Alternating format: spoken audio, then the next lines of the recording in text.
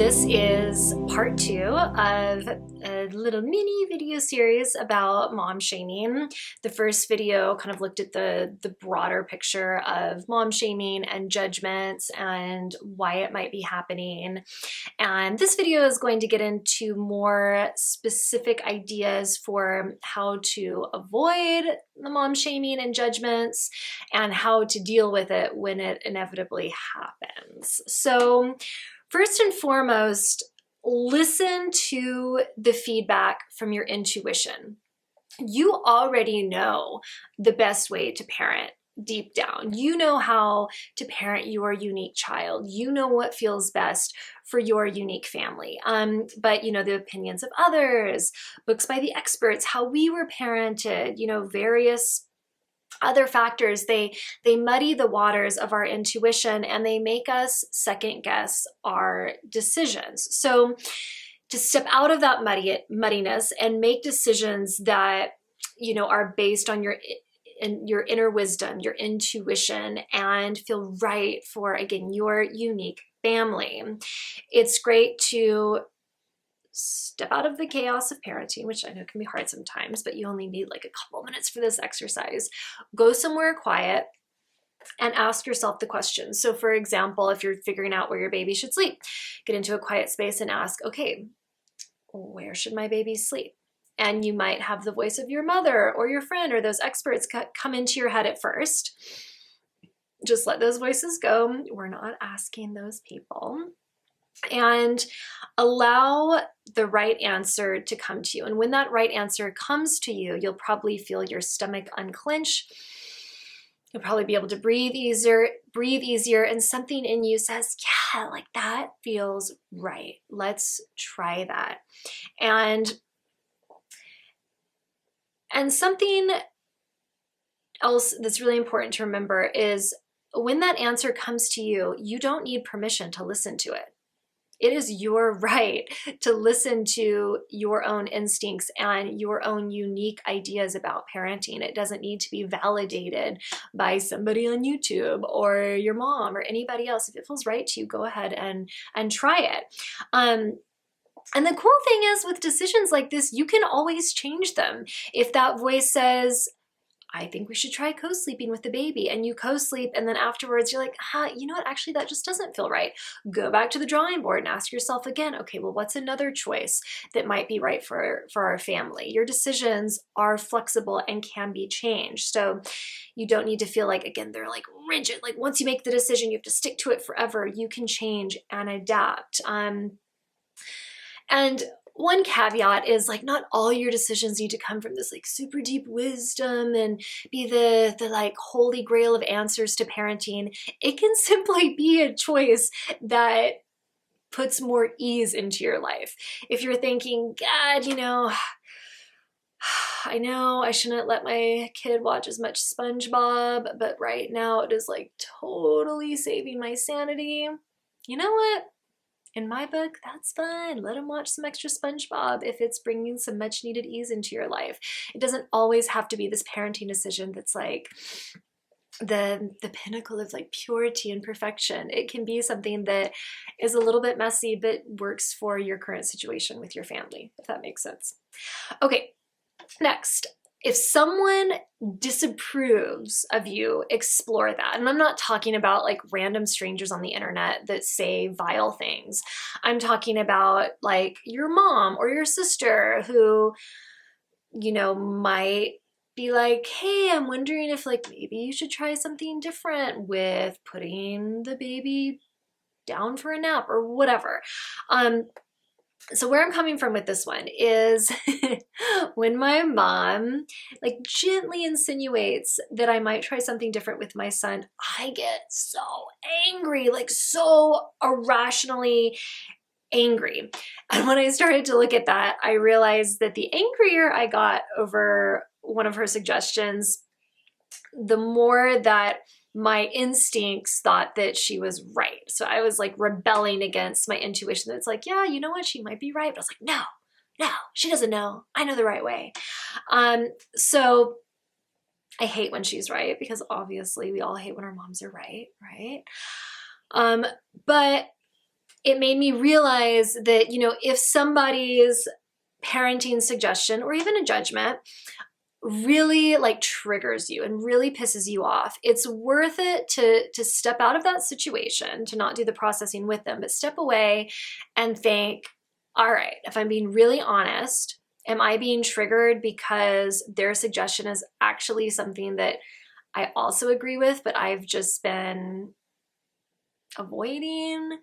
Or you might think, no, actually, I'm just being triggered because their judgment is really hurtful and it kind of pisses me off, but I actually don't feel like that's the right choice for my family. It's either or, you know, you don't always have to get like some gem of wisdom from a subtle judgment that a family member is giving you. They might just be really judgmental and you can just let it go. But again, it's worth just like checking in with yourself. And this can be quick. It can take like a minute to check in and think, is this worth exploring? Or can I just throw out this piece of advice or judgment? Okay, something else is to find soothing tools when you get triggered. So if a father-in-law, for example, comes up to you and is like, you know, I think if you use corporal punishment, your kid would stop doing blah, blah, blah, blah, blah. And if you're like, okay, I really don't want to go down this road with this guy or whomever it is, you can, to exit the situation. This is like my go-to. It's like, oh, I hear you, but you know what? Oh God, I really have to pee. So just like press pause in this conversation. I'll be right back. And get the hell out of there. Go to the bathroom and allow like the emotions that are triggered when we get those judgments or that unsolicited parenting advice or even that shaming, just like let it move through you so you don't get into an argument with that person or you're not pulled into all their stuff.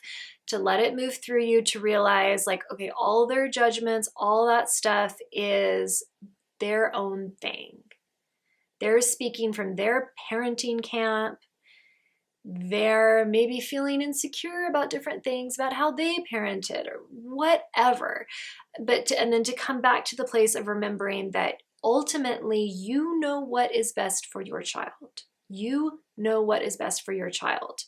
And you are under no obligation to convince that person that's judging or shaming you that what you're doing is right for your family. And you don't have to convince anybody that it's right, wrong, or whatever. It's your way. And that's all you need to do is your own way. Again, you don't need to get into that conversation with them. You don't need to convince them of anything. You just exit that conversation and go find somebody else to talk to. All right.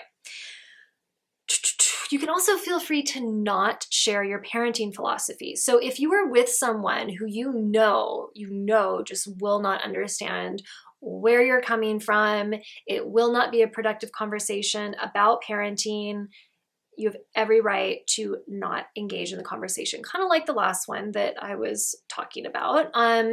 So again, going back to the in-laws, if they're like always trying to talk to you about their parenting techniques and what they feel is right, and they're like, well, why are you doing that? You don't have to engage. Again, you can just say, you know, this is something that works for our family. We're not saying that it's the way everyone needs to parent, but it's what we're choosing. And if they harp on and talk about how kids were raised in their days and how all of our kids turned out just fine, just feel free to like smile and nod and let them talk and use your brain power to think about what you want to watch on Netflix later. You don't have to engage, just like let them get it out of their system. Okay, next, steer clear of toxic parenting spaces, whether it's online or in real life.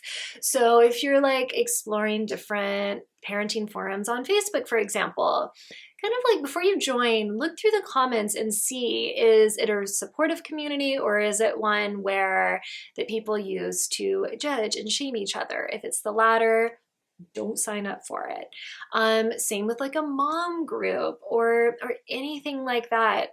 dip your toe in it and kind of get the vibe for how supportive people are, if there's like side eyes when somebody makes a certain parenting decision.